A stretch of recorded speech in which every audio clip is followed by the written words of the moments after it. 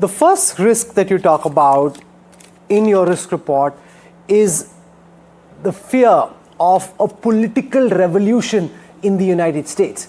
Now, political revolution, one would expect, say, in a place like Iran. I can think of a few other geographies where this is likely.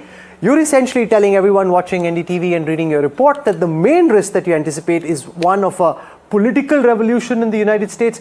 Explain, Ian, to our viewers, what does this political revolution look like? How does it play out through 2026?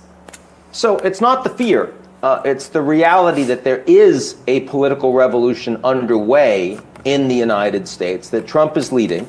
That is not to say that it will be successful, but it is in process.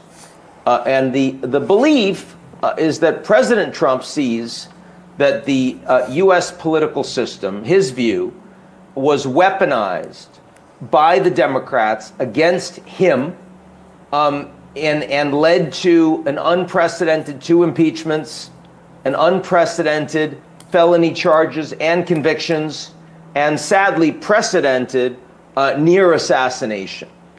And he considers, on the basis of that the principal enemy of the United States and of President Trump himself, of course, is not the Russians, not the Chinese, not the Iranians, not the North Koreans, but is inside the United States. It's the Democratic opposition.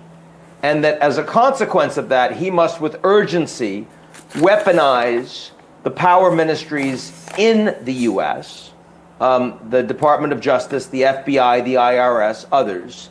He must control and politicize the administrative state, and he must break the checks and balances on executive authority of the American president before 2028. That is urgent, because otherwise he and his family and others are going to be going to jail.